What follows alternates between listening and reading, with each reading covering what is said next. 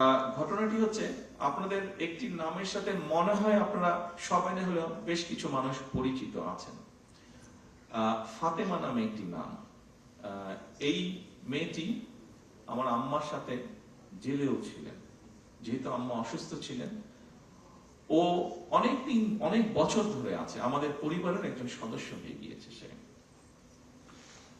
তো এখন দুদিন আগে তার এক আত্মীয়, ওর বাড়ি বরিশালের দিকে, তো দুদিন আগে তার এক আত্মীয়, আমরা এখানে প্রসূতি মায়ের কথা বলেছি, তার এক আত্মীয় তার এরকম কমপ্লিকেশন দেখা দেবার পরে হাসপাতালে নেওয়া হলো। হাসপাতালে নেওয়ার সাথে বরিশাল হাসপাতালে নেওয়া হলো। বরিশাল হাসপাতালে নেওয়ার সাথে সাথে তারা বললো বিভিন্ন রকম কমপ্লিকেশন, ওখানে ইনকিউবেটর বলতে আপনি পাঠিয়েছেন না অ্যাডমিশন তো নেই, তাকে সাথে সাথে ঢাকায় রেফার করা হচ্ছে।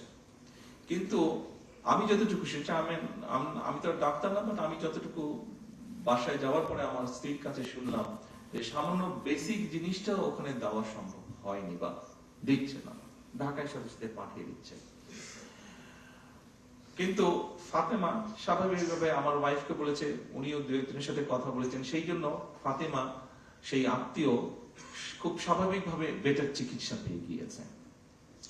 কিন্তু প্রশ্নটি যেটা, সেটা হচ্ছে সবাই তো ফাতেমা না, বা সবাই ফাতেমার আত্মীয় না। ফাতেমার আত্মীয় হয়তো সে, যেহেতু ফাতেমা ছিল সেই জন্য আমার স্ত্রী ঘটনাটি জানতে পেরেছে, স্বাভাবিকভাবে উনি টেক কেয়ার করেছেন। তার আত্মীয়টা বাচ্চাটা হয়েছে বা অসুস্থ, তারপরে মোটামুটি ভাবে ম্যানেজ করা গিয়েছে, ঢাকায় আনতে হয়নি খুব সম্ভবত যতটুকু জানি। আর সামহাও মিনিস্টার সাহেব জানার পরে উনিও কিছুটা ইন্টারফেয়ার করেছেন, ফলে এখান থেকে সাথে সাথে একটা মেশিন বোধহয় ছিল না, মেশিনটা বোধহয় পাঠানো হয়েছে, ফলে ওর আত্মীয়র বদলতে অনেকগুলো শিশু এখন সেই সুবিধাটা পাবে, অনেকগুলো শিশু সেই কষ্ট থেকে বা সেই সমস্যা থেকে, সেই বিপদ থেকে বেঁচে যাবে। কিন্তু যেই কথাটা আমি বলতে চাইছি, ওখানে যারা দায়িত্বরত ছিলেন তারা যদি আরো একটু যত্নশীল হতেন, তারা যদি আরো একটু কেয়ারফুল হতেন, তাহলে হয়তো অনেকগুলো সমস্যাকে এড়ানো যেত, সব না হলে অনেকগুলো সমস্যাকে এড়ানো যেত। আপনাদের কাছে আমার অনুরোধ থাকবে,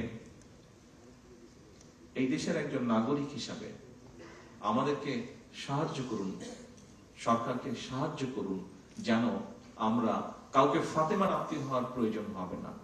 যে কোনো মানুষ যাতে মিনিমাম হলেও চিকিৎসা সুবিধা দিতে পারেন। আর আপনাদের যে সমস্যাগুলো আছে, আপনাদের কাজ করতে গিয়ে যে সমস্যাগুলো আছে, আপনারা এখানে উল্লেখ করেছেন, সেই সমস্যাগুলো একবারে আমাদের পক্ষে সমাধান করা সম্ভব না, এটি আপনারাও বুঝতে পারেন।